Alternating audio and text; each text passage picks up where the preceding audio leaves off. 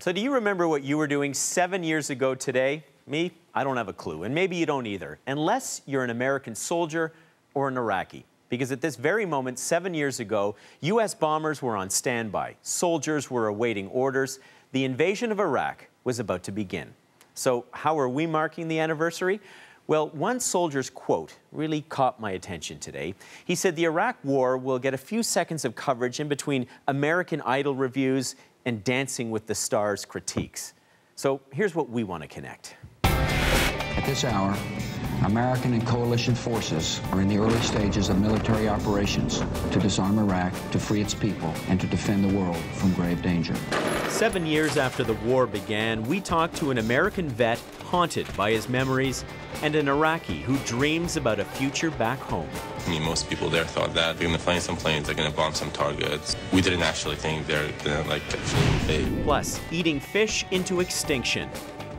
This is good tasting tuna. A ban on bluefin tuna is rejected, but is there a danger in viewing fish as food and not wildlife? We're losing our fish and our marine life, faster and faster and faster. And no roadmap, no destination. Two friends embark on an adventure. You. Yes, you. Will act as the compass to point us where to go. The goal? Travel through every province, state, and territory with Twitter as their compass. We have a seat right in the back.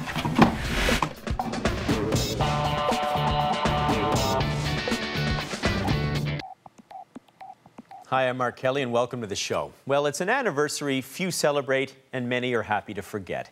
The 7th anniversary of the invasion of Iraq. That's right, the other war. On March 20th, 2003, a U.S.-led coalition rolled into Iraq with shock and awe. 7 years later, the war has cost the U.S. an estimated $900 billion. The lives of 4,385 U.S. troops and the lives of anywhere from 100,000 to more than 650,000 Iraqi civilians.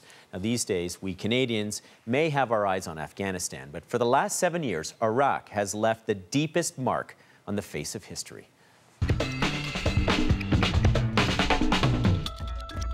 The drumbeat was deafening. The war cast as a quest to save the world from Saddam Hussein's weapons of mass destruction. Saddam Hussein recently sought significant quantities of uranium from Africa. Within 2 months, the worst-case estimate indicated up to 1 million people could be dead and another 2 million infected. There's no debate here. Iraq had weapons of mass destruction.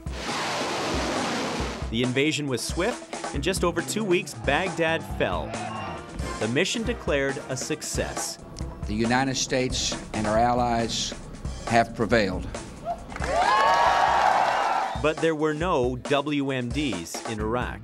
The Commission has not at any time during the inspections in Iraq found evidence of the continuation or resumption of programs of weapons of mass destruction.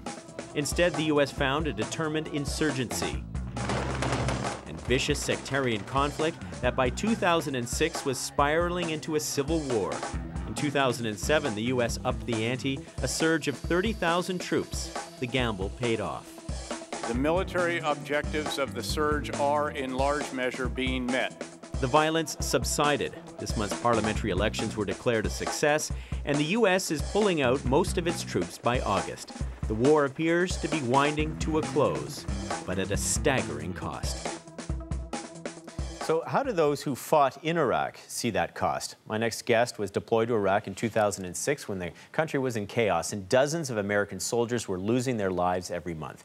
Captain Shannon Meehan commanded a tank platoon, over 700 personnel.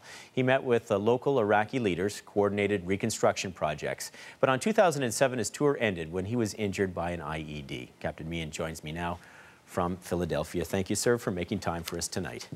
So when you... Oh, thank you for having me. When you hear of 7 years ago today, I mean, what thoughts immediately spring to your mind?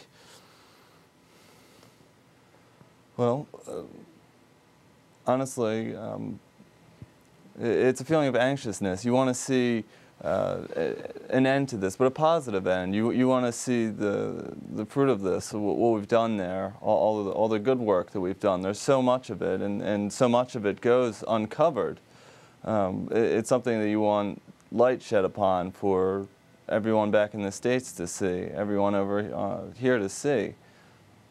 But that doesn't always happen, I imagine, and I know as so many people struggle with Iraq, and reading some of your comments as I have, and I was struck by how you say it's not a black and white war, that there is so much gray area to this war, and some of that gray area just comes down onto the daily decisions that have to be made, and something that you were involved in that really, I know it has been left with you when you were trying to clear a dangerous area going house by house, and you had to make a decision. Tell us about what happened on that day and in that moment.